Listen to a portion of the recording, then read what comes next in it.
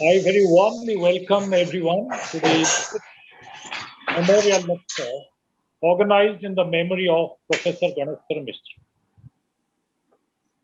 This lecture was already been delivered by 5 speakers who include Professor Vikram Kesari Das, Jatin Nayak, Sri Siddheswar Mahapatra, Professor Himanshu Mahapatra, and Mr. Das Benho. This year we are privileged and honored. Start now, eminent editor to deliver the 6th memorial lecture of Professor Ganeswar Mishra. On this occasion, we fondly remember the great contribution Professor Mishra made to literature and culture and cherish the rich legacy he has left behind, a legacy we're all committed to carrying forward. Professor Mishra excelled as a creative writer, a translator, essay, and above all, as a wonderful communicator. He was an inimitably astute observer of a society in transition, and his writings illuminated aspects of this transition. We all feel his absence keenly, and we sincerely hope that his example will continue to inspire and enlighten. I now take this opportunity to invite the associate, Dr. Subhash Pani, to reminisce about him. Dr. Pani collaborated with Professor Mishra to translate The Making of a Guru. And Subhash Pani is an eminent scholar. He was the writer, and he was the former Chief Secretary of Odisha. And now I invite Dr. Pani to reminisce about Professor Ganeswar Mishra. Over to Dr. Pani. Thank you, Jatin. I hope I'm audible. Yes. Thank you. We are indeed fondly remembering Ganeswar Babu as he was popularly known. I have many fond memories, and I will talk primarily about Ganeswar Babu as a person and my personal relationship, but I will also briefly touch upon his work towards the end for a couple of minutes.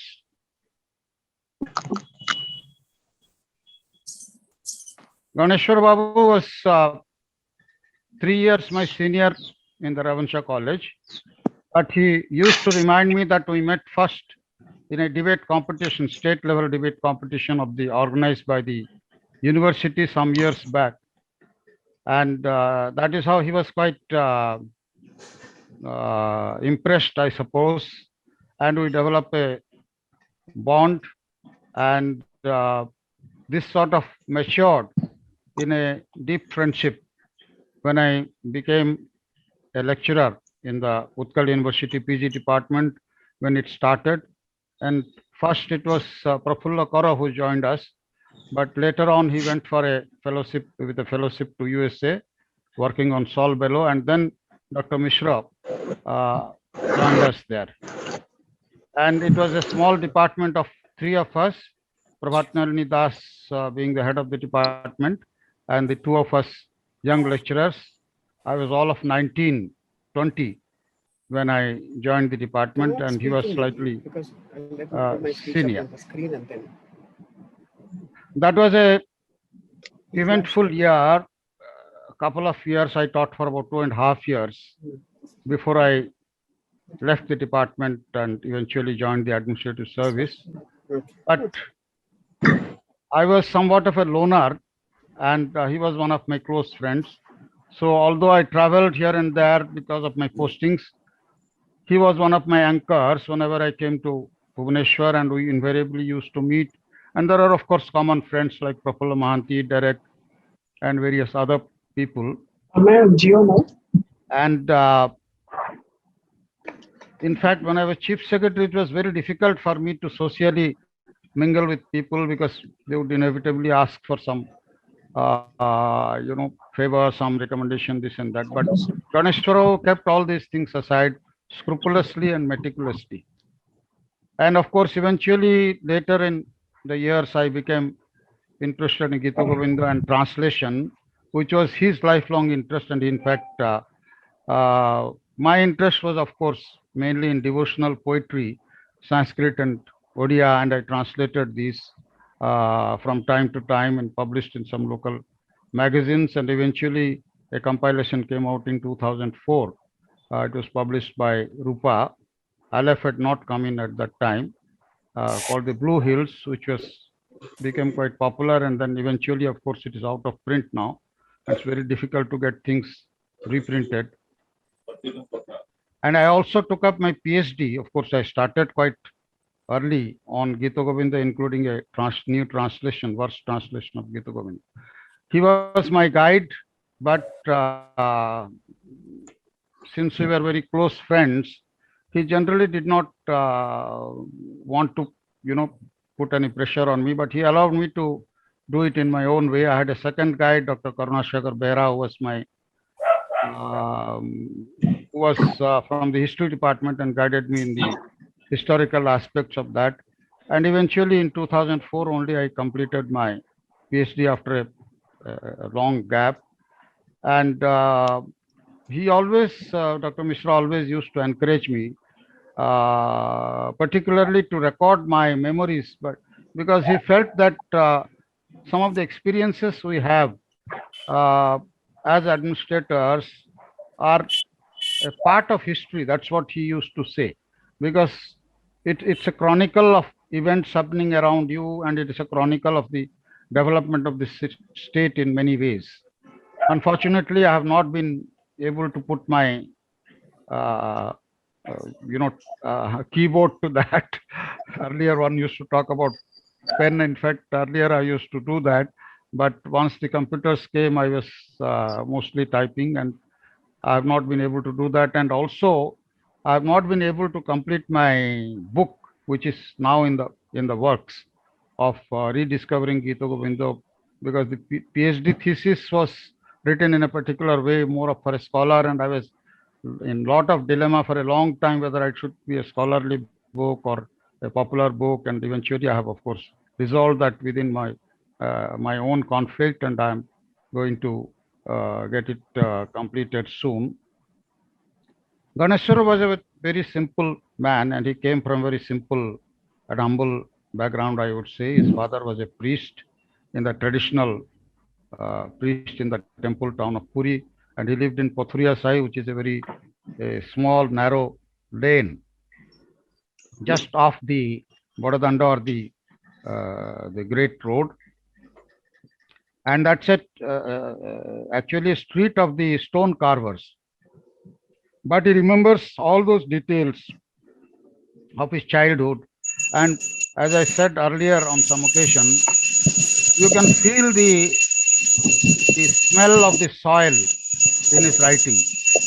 And because the person and his writing perhaps cannot be separated. And since Puri is my, I would say, a second home. I had my last part of my training, and then I had my postings there also for a period. And but I related more to the artisans and what is called the everyday art of uh,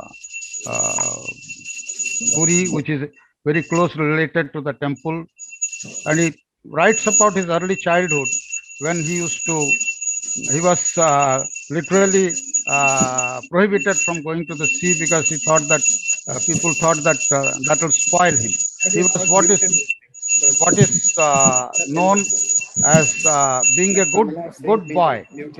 In Odia, it is called Sunapila, and he was supposed to be a Sunapila. That means not a naughty boy, and but he used to slyly slip away to the beach and enjoy the beach. And yes, friends among the his classmates and others were also from the humble background, and he used to meet them But what is important are the two things. One is, as I said, the smell of the soil. That is the real flavor of the unique temple town of Puri. I don't want to dwell on that much because that itself is a vast matter. But also because you find the unique language of Puri. Of course, this aspect has been studied in great detail by Siddheswar Mahapatra in his immortal work Puri Boli. He's just brought out the second edition. But I think it's important to understand that Puri language. I don't think in the world there is any other place except London where you have this Cockney English, which has its unique flavor. Similarly, the Puri, of course, that Cockney English is slightly of a different genre, I would say, because of this metropolitan and it has its own long history.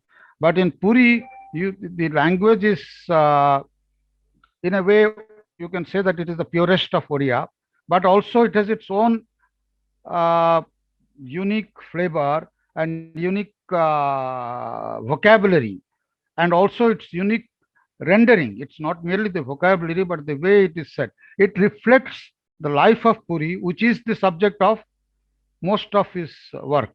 When you look at his, also it has its unique culture, which is reflected uh, in that language, and also in that, I hate to use the word lingo, but in the unique way the language is spoken.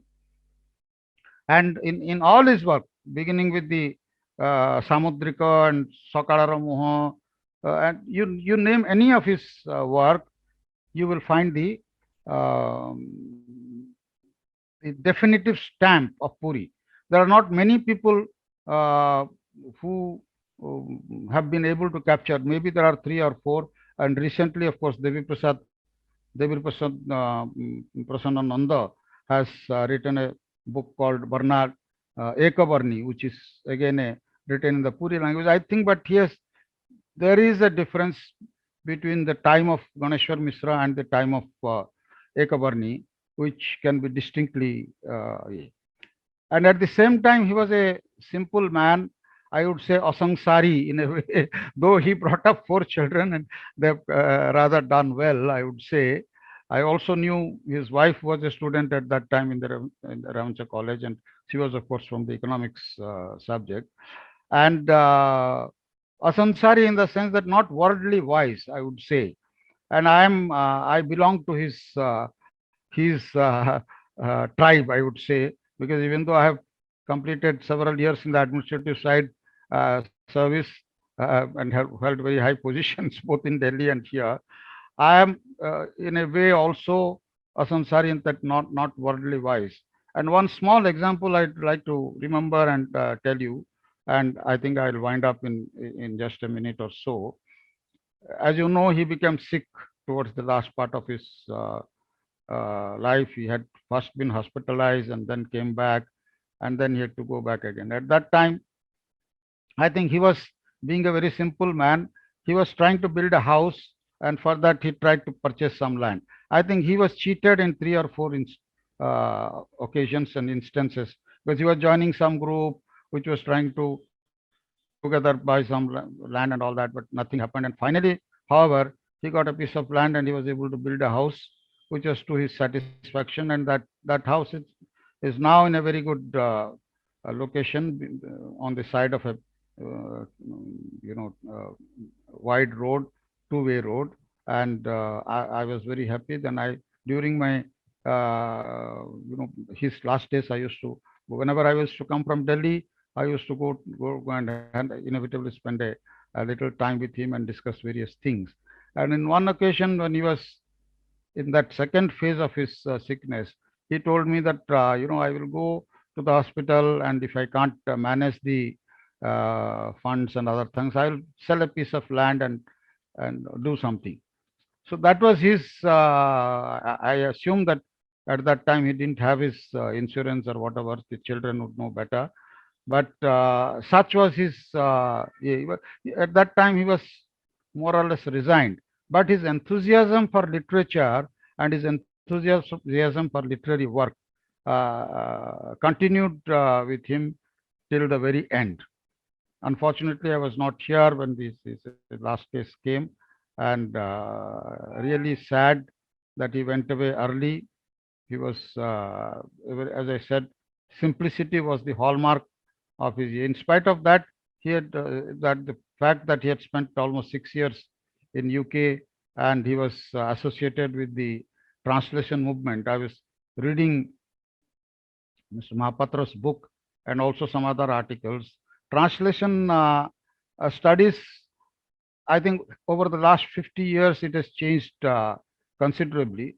But his, of course, strength was in fiction and his short stories and novel, whereas my major interest in translation was in the area of poetry, and specifically classical poetry, Odia devotional songs, Sanskrit songs, and of course, the passion has been Gita Govinda, and I've been with Gita Govinda for the last 50 years or so.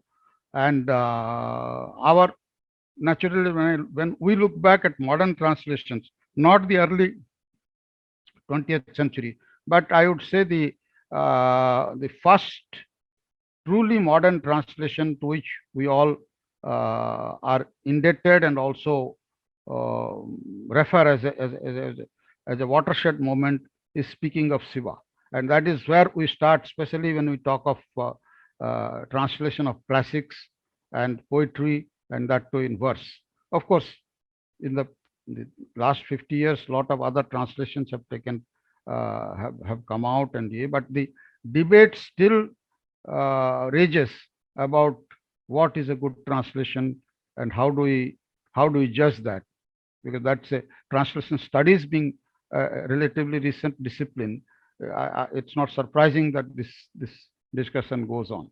But what we remember of Dr. Mishra, this is perhaps not recognized in full, of his stellar role in for taking forward this translation movement of translating the modern, particularly the modern works into English, and particularly the regional literature, and translating these and taking to the wider world. That was his passion. He was also keen to set up a translation academy, which has now come up in some form, and I wish that that goes from strength to strength. But they have to widen their ambit, and we have to perhaps discuss at some other time and some other place. But nobody can take away the signal contribution. In fact, the stellar contribution, as I said, he made through this translation movement, and making it a discipline and making it a part of the curriculum in the Utkal University.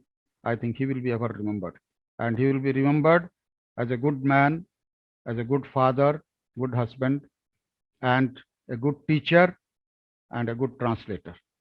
With these words, I would like to conclude, because we are all here to hear Mini Krishnan ji, and I'm happy that at least I'm meeting her virtually at some occasion. My movements are restricted because of certain reasons, and especially now that COVID has overtaken the world, it's very difficult to, it's not desirable, rather, I would say, to travel and take any risk. So, but nevertheless, I'm extremely delighted to see her on the screen, and I hope to enjoy her talk. With these words, I would like to conclude and hand over to Jatindra Kumar Naik, who is moderating this session. Thank you. Thank you, Dr. Pani, for sharing your memories of Professor Mishra's life and times with us. I think a book written by Professor Mishra has been translated into English by Professor Himanshu Mahapatra and Professor Paul St. Pierre. And I would like that to be released now, and after that I will invite Professor Mrs. Mini Krishnan to deliver the memorial lecture. So, Sandeep, please make arrangements for releasing letters from Jorina, which is a translation of Jorina Ko Chithi by the translators I just mentioned. Good evening, everyone. This is the book.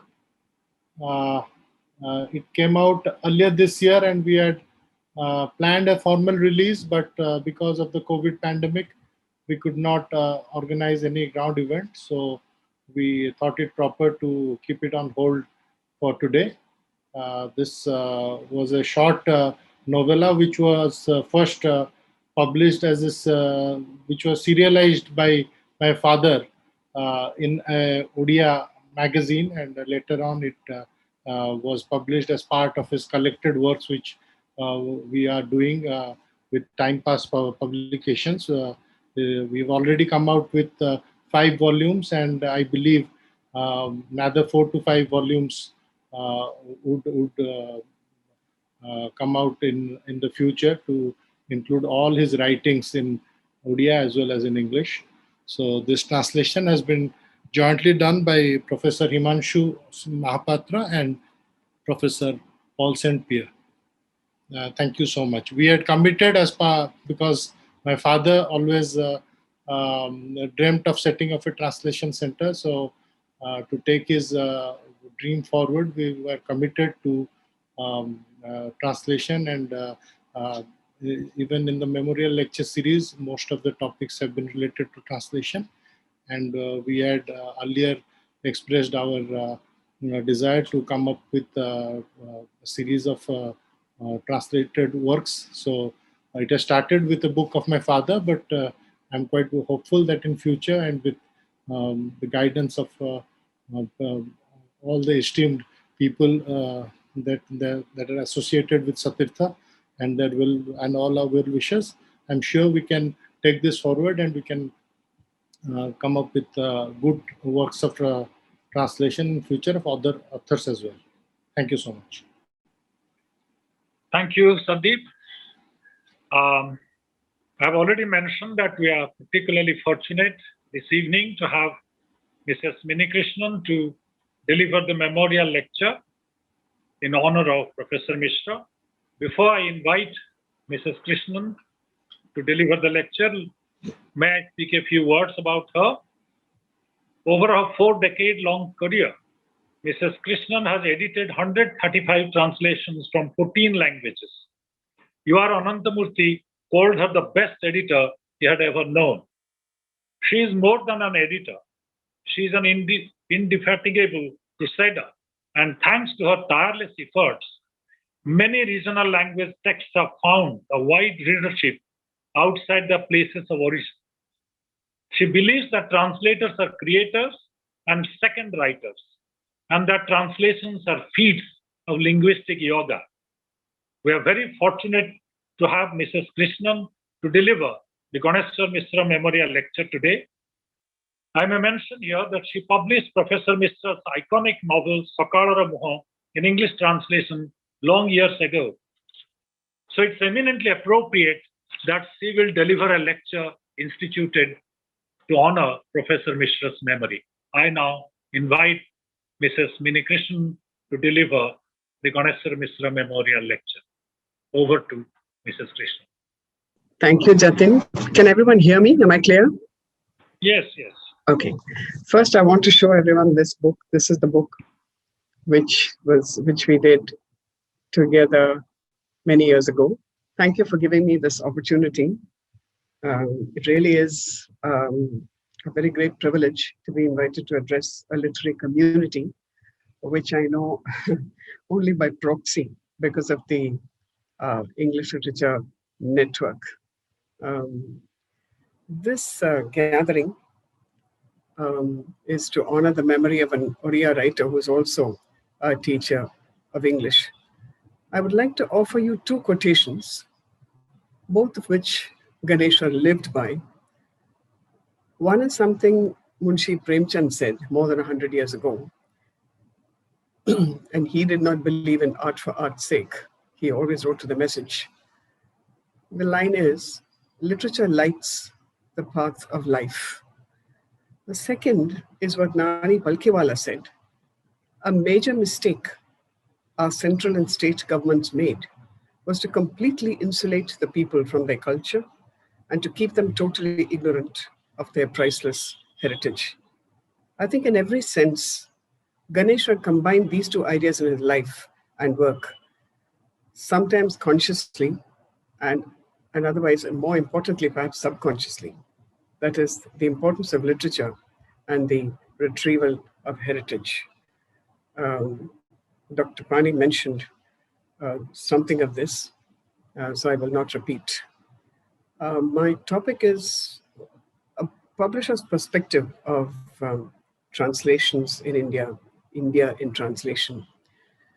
I think it was Ram Guha who said that India is an unnatural nation because by all the norms of a region staying together and what is expected to keep a population together, all those things are actually missing in this region. We are so divided in so many different ways.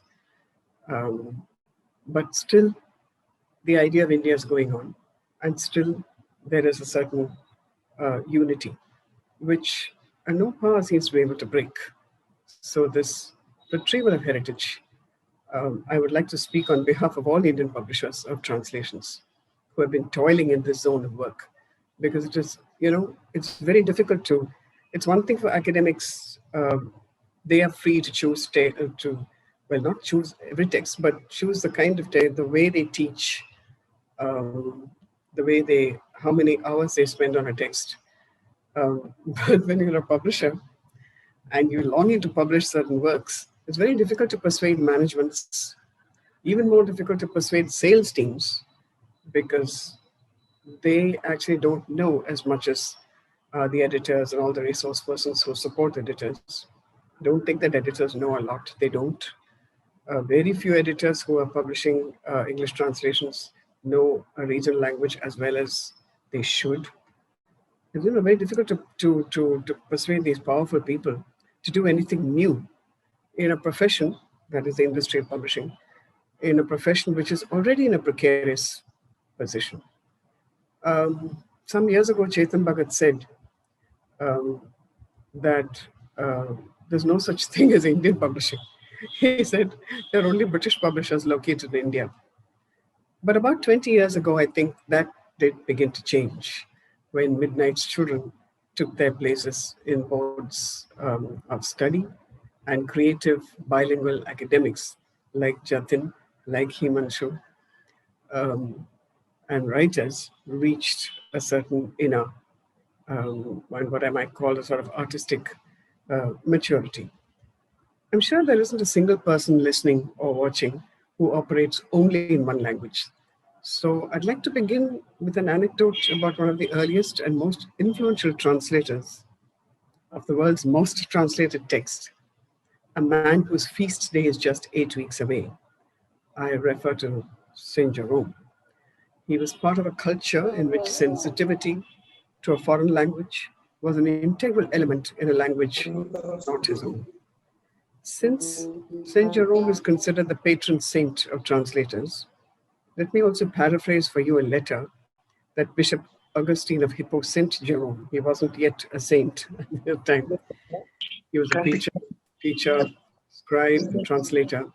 When Jerome's translation of the Bible into Latin from the Hebrew was used in a church, the congregation of that church was made up of Greek Christians, and they were used to listening to a translation into Latin of the Bible via the Greek. Bishop Augustine says to Jerome in that letter that a report had reached him, reports had reached him, that a single word in the book of Jonah, the Old Testament, had been translated by Jerome as something completely different from what the congregation had been used to hearing. And they broke out into loud protests. They asked the preacher to rethink. You aren't audible. Sorry? Sorry? Someone said something? You aren't audible to me. I'm sorry? I can't Mini, hear you. I can hear you, but perhaps perhaps some people, Professor Nayak is not able to hear you. Oh. I can hear you. Okay. Is it? No, I can hear you now. Please, Hello? please. Yes? Yeah, now you're audible. Okay, I'll sit closer to them. They asked the preacher to rethink, but Jerome refused to be edited into place. And then what happened? The entire congregation staged a walkout. The pastor lost his Sunday listeners because of the way a single word had been rendered. I'm narrating this to you to bring up three things. One, the identity forming, or on the other hand, the identity threatening power of translation. It can be extremely disturbing. I'm referring to any kind of translation, not necessarily a word text. We don't mind experiments with railway carriages and automobile designs. There isn't anything emotional there. But our religious texts, our artistic norms, our sense of the literary, we yield up these things very grudgingly. Two, because it is disturbing, translation is also disruptive and has the capacity to embarrass political and cultural institutions. That is why the attitude of institutions to translation or anything new is one of suspicion, even of hostility. But even in this space, I would say that the way Indians have handled each other's texts, adding regional flavors to whether it is a legend or something religious.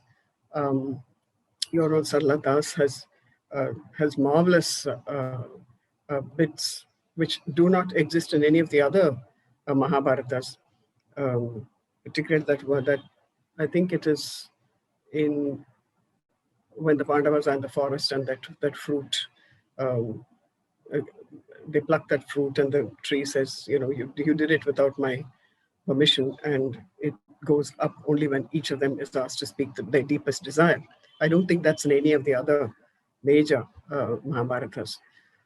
So the translation situation here is slightly different, but still we are also guided by the kind of norms which we picked up from through Western influence. To come back to my paper, when a difficult Hebrew text was taken up for translation into Greek, a rabbi issued the dire warning that there would be darkness on the face of the earth for 3 days. In 2004, there are numerous instances. In 2004, Rushdie's Japanese translator, Hitoshi Igarashi, died of stab wounds because some extremists believed that satanic verses should be translated into Japanese. 3, because there's a doubt about interest groups that are behind translation, there is a certain anxiety in the relationship between institutions and translation. 17 years ago, when Navayana, the caste-oriented publisher in Delhi, Anand and Ravi Kumar, when Navayana was releasing its books and building up, one of the founder editors of the imprint, Ravi Kumar, said, English translations are turning into an obstacle where translation plays mischief is in the politics of selection. The norms are set by non-Dalit theoreticians, non-Dalit publishers, and non-Dalit translators. Now, I'm saying all this because, all these things act on publishers when we make our choices. On the one hand, there's this huge force of writers and translators. On the other hand, there's your management and your sales teams, and you have to normalize everybody's interests here and beliefs, because people have very, very strong convictions. It's extremely difficult to get them to change their minds even slightly or even accommodate. And the other problem with a publishing translation is it takes a very long time for that book to prove itself. I mean, we were lucky with Jatin's book. It won a prize, but so many beautiful books didn't sell as well as they might have, partly because the promotion, no publisher can invest a huge amount of money in promotion or, indifferently written reviews. We're very familiar with these things. By the way, Letters to Jorina has been reviewed in the latest issue of the book review, which will reach all of you perhaps in a week's time. Yes, well, when a translation begins to work in a given situation, things will change, but there is an unpredictability about those changes. What is released into the air is a hybrid product. To take a purely literary view, the 19th century translation of European texts affected and shaped Indian literature. But, after I wrote this, I read in Meenakshi Mukherjee's collection published in 2001 by Sahitya Academy, that Bankim said in as long ago as 1858, he said, we don't need accounts from the West or anything. We have our own traditions, and we just have to follow our own literary instinct. I'm going to develop that point in the next minute. The form of the Indian novel came from managing and moving English novels into Indian languages. For some time now, Indians writing in English have been winning British prizes. So can anyone predict how things will move and affect the power structures that are already in place? This is a big question mark. It's a big risk, but it's the risk worth taking, and history is asking us to take it. I'm very happy that there's a translation center being set up in Bhubaneswar, Sandeep. Equally, translations need to be read, they need to be studied, expounded, evaluated, propagated, and its life-enhancing values need to be promoted at a time when no one seems to have the time required to reflect or to reread or to discuss a work or a writer. Just for your information, I've published 3 or 4 textbooks of translation, and they've been prescribed in South Indian universities. I quoted that bit of history to also say that we have not had exactly the same kind of attitude to the transfer of texts in our country. I said this just a little while ago. We have been much more flexible. About 30 years ago, a British journalist named Don Taylor traveled through our country and said, "It does not often seem like one country, and yet there is a resilience about India which carries an assurance of survival. There is something which can only be described as an Indian spirit. Though all the parameters point to a collapse of such a country, we seem to be hanging on." The story of our survival is so full of contradictions that Churchill said that if India can be called a country, then the equator can also be so described. I'll skip. Now, India as a literary category is a new idea. We have had the literatures of our part of the world collectively described under several different labels, such as Commonwealth literature, Third World literature, and most recently, post-colonial literature. I was reading, I think it was Rushdie, just this afternoon, and no, it's not Rushdie, sorry, I can't remember who it is, but he says, we are not post-colonial, we are still colonial. It's wrong to say post-colonial. However, something is happening, and I wanted to share this particularly because it's about translation, and Ganeswar is so passionate about it. Just before the pandemic, I was at a meeting of publishers from Australia, and not one of them asked about Indians writing in English. They were all keen on translations. Coming to the selfie of readers with their writers, among the Indians who have received a modern education in English medium schools, there are 3 kinds of people. One, those who haven't lost their grip on their mother tongues.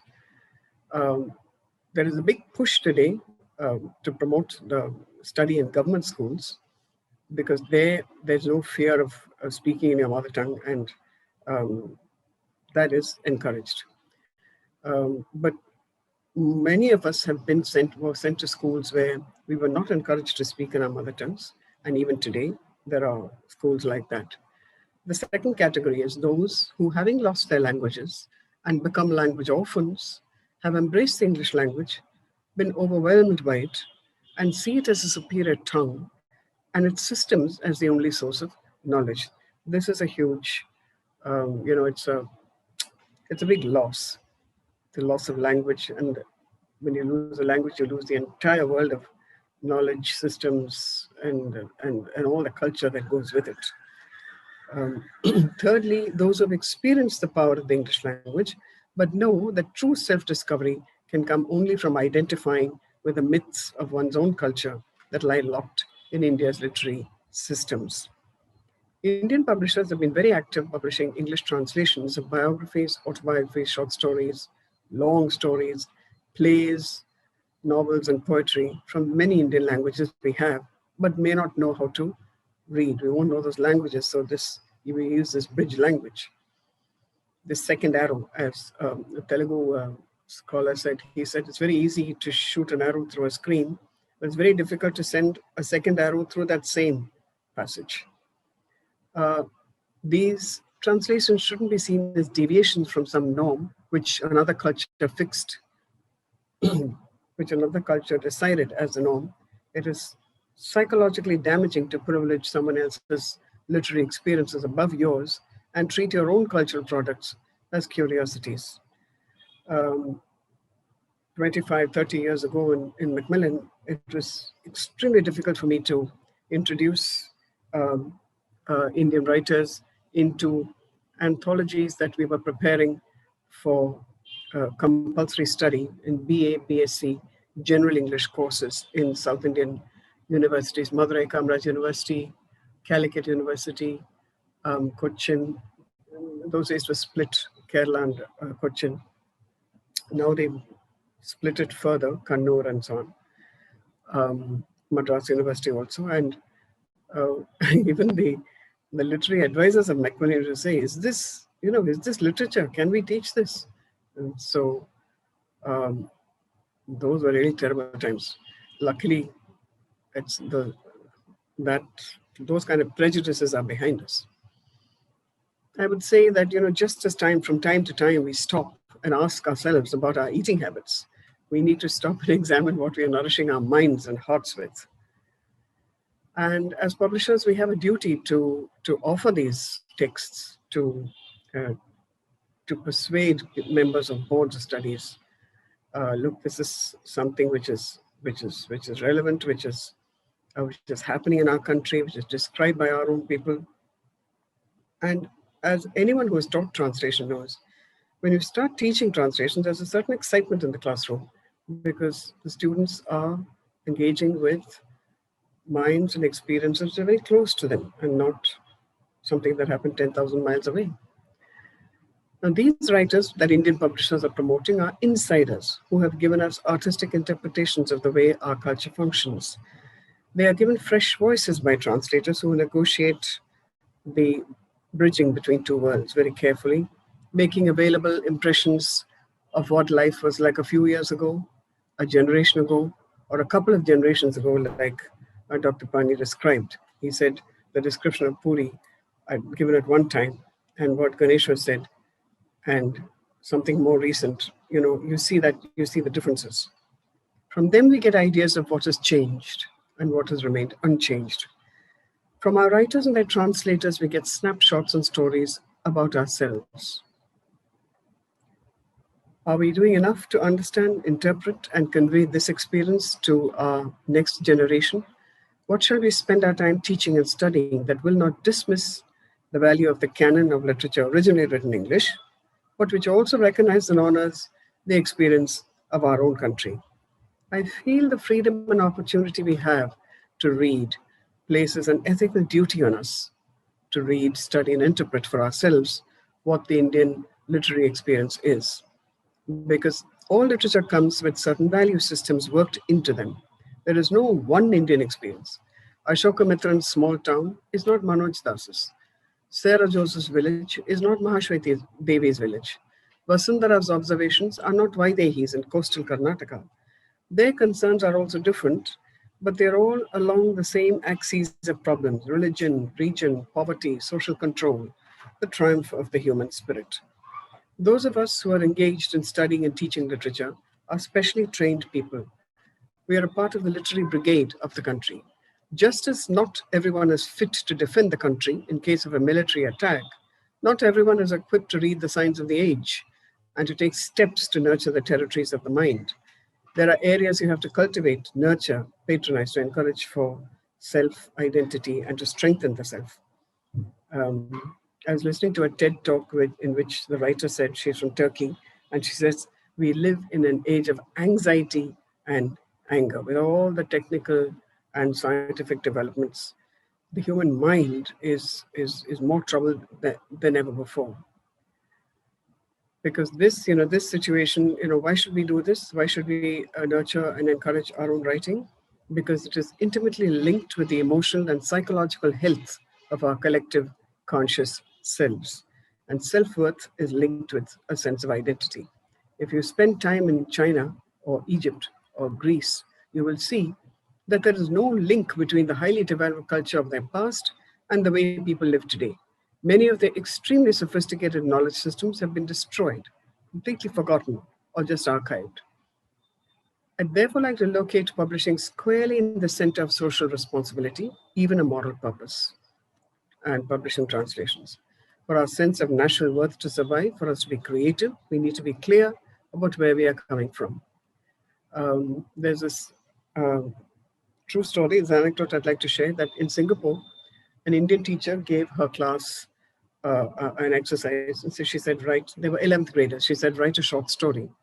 And not one of all the children wrote about people with blonde hair and light colored eyes. And it came to us as a shock because she realized that their own brown or yellow or even very dark skins didn't seem worth writing about. So she made up a literary arsenal, she calls it, and she makes them read books and authors and stories about Asian countries, Asian societies. She says to give them back their sense of self-worth. This is a serious situation we are facing today because our traditional society is being bombarded with influences in which there seem to be only one principle, and that is economic power. This power is closely linked with violence of all kinds and a monstrous disregard for surroundings and the distress of others. There'll be a cyclone going on somewhere, but somebody will be promoting a very luxurious lifestyle or the purchase of some extremely expensive perfume. It's, they're complete delinking. Anyone who undertakes translations knows that publishing them is one of the hardest and slowest processes in any publishing program. There are really no experts and no theories or norms to fall back on because every language and every text is so unique. A question most translators are asked, I'm sure, Jatin, Himanshu, any of the other translators listening, is do you think of theory? Are you influenced by theory when you translate? And every translator knows that that's not the case. They translate and then come the theorists. No one knows all the answers either, but a delinking of education from the realities of the country may have something to do with one side of the social problems we're facing. The entire emphasis in school education, and this here I'm being pure missionary, the entire emphasis in school education, for instance, is on the mental and intellectual development. Unfortunately, the aesthetic side, the imaginative side, the creative side, the spiritual side of the child's growth is almost completely neglected. Is it not possible to correct this? What do our Indian literary texts carry? Cultures of everyday practice, cultures of shared traditions. And what do these things mean in modern times? How do our texts speak to us? The weavers of Banaras, the one-time aristocracy of Patiala, the students of an Ustad in Calcutta, the oldest living Nambudiri woman, Antarjanam, who put pen to paper, the first tribal novelist who wrote to counter ugly descriptions of his own tribe in the work of a mainstream writer, a lonely, starving student in Bombay, a teenage housemaid in Delhi. In telling their stories, they tell our stories too. The neglected semi-literate housewife, the young Mopla boy, that is the Malayali Muslim, unable to see how his religious training is going to equip him to live in a mixed community. How can we read John Donne's I Am Involved in Mankind and not feel for what is happening in our streets? Should the cry on the page be allowed to grow louder than the cry in our own streets? I think it is important to be politically conscious of the harsh facts about our country. And can you be aware of these outrages and go to college the next morning and read something entirely delinked from why such things happen at all? Surely all education is meant to make you more sensitive to social realities to give you insights into human nature and yourself, so that in whatever work you take up, whether it is teaching, writing in print or electronic media, or campaigning for human rights or social causes, you would be more aware of what the stakes are and what the social costs are of dysfunctional or desensitized behavior. An intellect, an ideology, a career plan that is completely ignores the realities of India is a dangerous road to take, because it will eventually delink you from your social and emotional habitat. Since we cannot turn back the clock, let us contribute what we can by subverting the flow of this all-powerful language by introducing our own enrichments to it. Who gains? Everyone gains. If translation studies are to be more closely monitored, we need to put down our objectives clearly. If our objective is to have more and more text in translation, then the means we adopt to reach that end will shape our achievements. If translations are to be seen as a competitive activity, where the best translation gets published, then we will have a nation full of competitive translators. If translations are seen as group activities, where scholars combine to bring out the best possible translations, then we will soon have a long list of publications. But then, a word of caution here. Unless they are also creative and poetic, barring a few outstanding examples that we have here, academics are not always the best translators. They rarely take risks. It is against their training. But if translations are to be seen as a move towards literary historiography, then the academic researcher alone can objectively get the perspective right, advise the publisher, and encourage and support by adoption study programs, a thorough investigation into regional language literatures whose effective translations can highlight literary trends, movements, and representative works. I enjoy daily revelations in my discussions with my academic friends. There is so much I don't know. Just to give you an example, G.S. Jayashree, who edits Samyukta, published in her journal a work called Parangodi Parinayam. That is, it is a parody of the famous Indulekha, the first Malayalam novel. I think it would be marvelously self-reflexive if OUP could bring out this text and someone offered to teach both the OUP translation of Indulekha by Anita Devesya and this book, this parody. Lastly, all the great myths show that when you follow someone else's path, you go astray. An intellect, an ideology, a career plan that ignores the realities of India is a dangerous road to take. The world cannot be understood and managed without as close an understanding of the self as possible. The world isn't to be conquered, it is to be understood. This is possible if we read our own writers in whatever language is closest to our hearts. This gathering is to honor the memory of an Odia writer who was also a teacher of English literature. In the book that has just been released, a few lines in the introduction run like this. It is only by looking beyond the surface differences of cloth, color, and costume that we can be cosmopolitan, true citizens of the world, at home in their native habitats, and also unafraid to travel the world. Our portable world should be our portable world, P-O-R-T-A-B-L-E world, should be the motto of Indian publishers, writers, and readers. Thank you very much. How do I pause?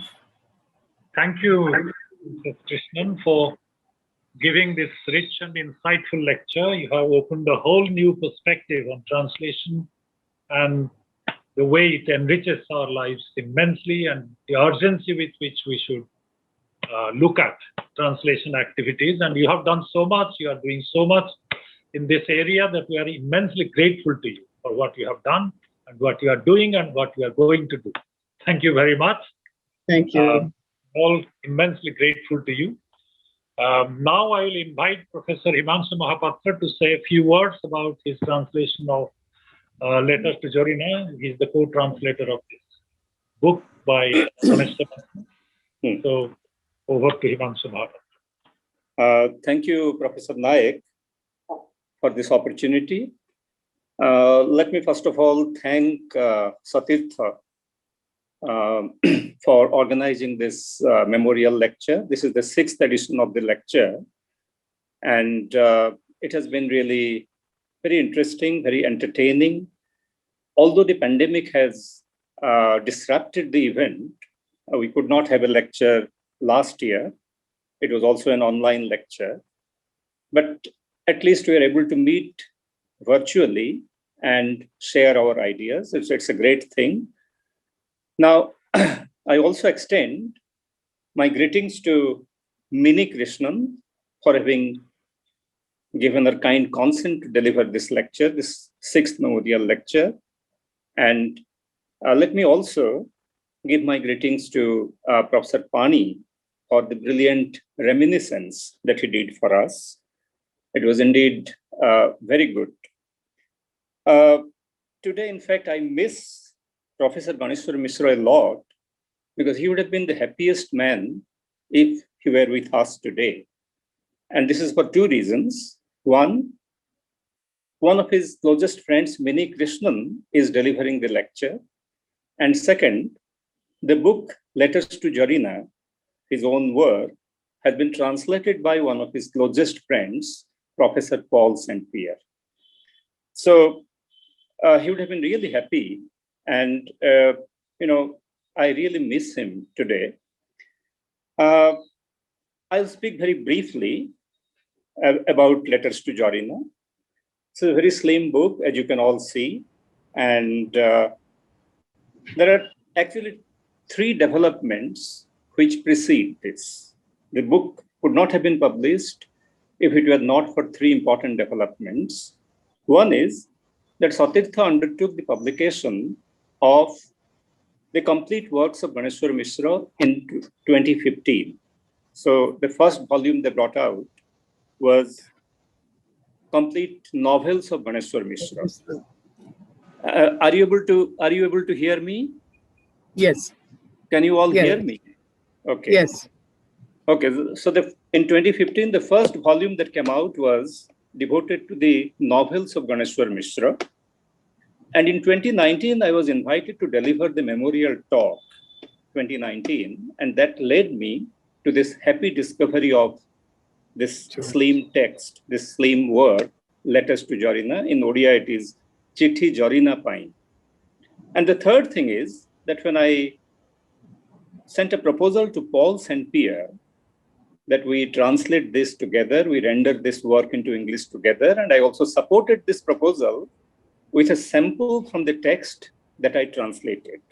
I'll also share that sample with you later.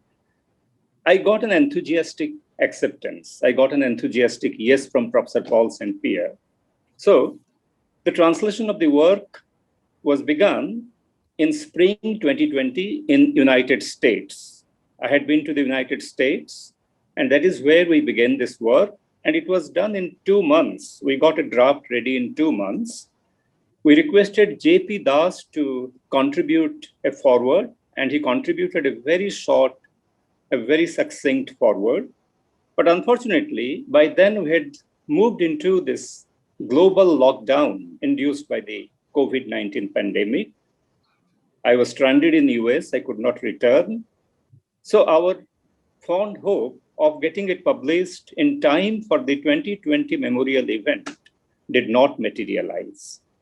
I returned very late, and here also things were not very good. Things were not in our favor.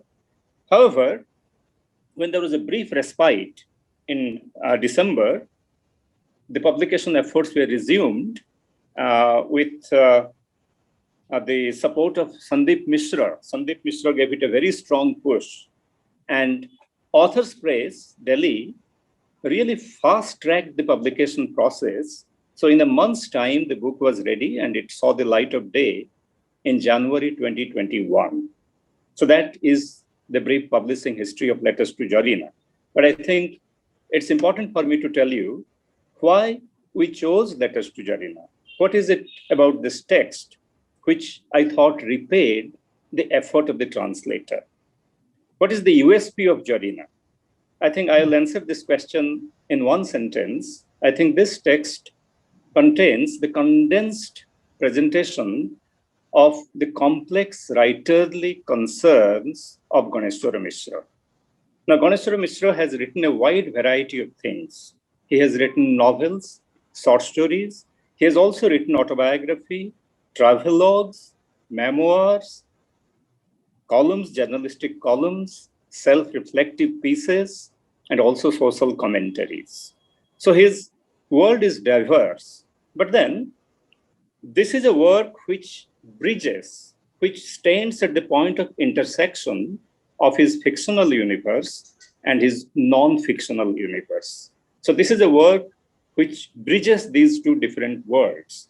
Those of us who know Ganeswar Mishra would know, would immediately see that he was actually a dual writer in the sense that he wrote in Odia, he wrote about Puri, his traditional hometown Puri, and he often brought to bear upon it the unclouded vision of a child. But he also wrote travelogues and memoirs, autobiographies, translations, and so on and so forth. So there is likely to be a there's likely to be a split in the readerly perception of Ganeswar Mishra. One set of readers would go for what is called the homebound pilgrim in Professor Mishra's work, in Professor Mishra's novels and short stories, where search for roots is paramount, search for home is extremely important.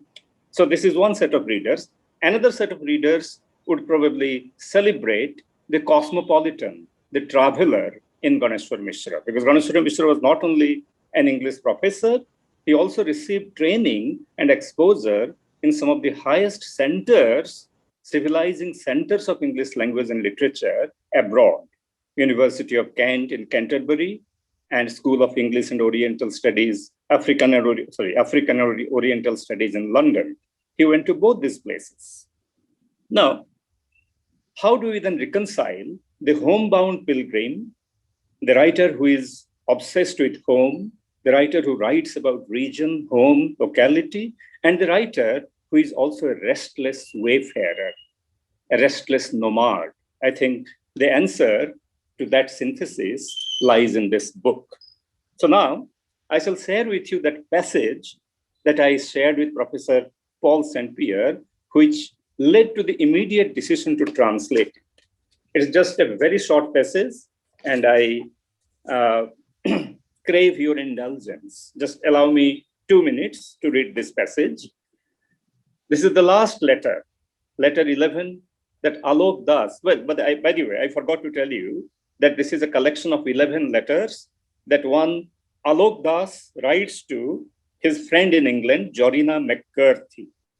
And this is, of course, a fictional format. There is no Alok Das. He can stand in for Ganeswar Mishra himself. And at the end of that letter, the last letter, he writes, "From the narrow lane of Jahanpur to the broad highway of Dinapur, and from there to London, Paris, Bonn, Amsterdam, and Barcelona. In each of these places, I have made friends like Dorian. And the thought that has formed in my mind repeatedly is this: how is it possible to limit a person to the confines of one country, one language, one religion? A person is a person, no matter the corner of the world they are from. And the patch of earth they stand upon, well, that is their country, their soil, their reality, their identity. Whoever they happen to be having tea with at a restaurant or gossiping with in a pub is their friend, a member of their family. The language in which they speak, in which they express themselves to another person, is their language. How can that language be considered either indigenous or foreign? Which country, language, and religion can fetter free human beings in age-old chains of insularity and sentimentality? It is as if the very essence of being human is to be a wayfarer and a nomad. I think this is the passage which basically triggered this desire in me to translate this and to bring it to the attention of the world, to bring it to the attention of lovers of Odia literature, both here and abroad. Then I'll end with just one more observation. It's a personal one. Personally, for me, this book is very important because of those gems of self-introspection that it is studied with, the gems of the insights that the book is studied with. I think Mini Krishnan in her speech talked about an Israeli writer who talked about this age of anger and anxiety. I think there is no doubting the fact that we live in such an age. And the only antidote to that kind of a climate, that kind of an environment, is to self-reflect, is to introspect, and to find out what you have within and to build your inner resources. Now, this is a book which helps to build those inner resources. And I'll just read 2 lines from Letters to Jorina, where Professor Mishra is reflecting, of course, through Alok Das. Today, I am definitely economically and materially better off. But with this, my sense of deprivation, of inferiority and insecurity has also increased. My mind focuses on what I don't have, rather than comforting itself with what I do. I constantly feel anxious, thinking about what I have not become and what I have not been able to do, rather than about my accomplishments.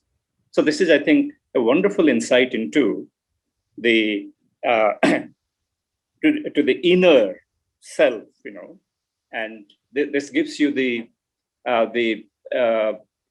sort of arsenal, the weapon to fight your inner demons. So for me, this book is very important. There are 2 things that that come together in this book. One is the project of personal liberation, which is epitomized in this statement that I read out to you. The other is this grand project of cultural unification. He's basically trying to bring together the 2 cultures, the East and the West, England and Odisha. That was his lifelong quest. That was his lifelong dream.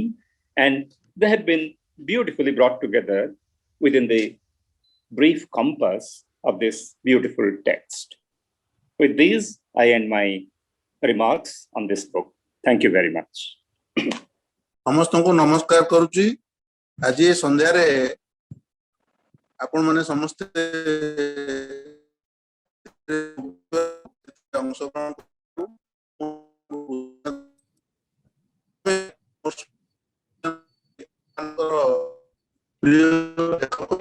अंशग्रहण उद्देश्य रे मु धन्यवाद अर्पण करुची स्मारकी वक्तृता प्रदान करथिबा mini Krishnan को Oxford university press रो अनुवाद संपादिका तथा स्तंभकार अनुवाद उपरे तांकर सारगर्भक अभिभाषण निमित्त एवं आम से सभारे अंशग्रहण करिथिबारु मु तांको कृतज्ञता एवं धन्यवाद अर्पण करुची।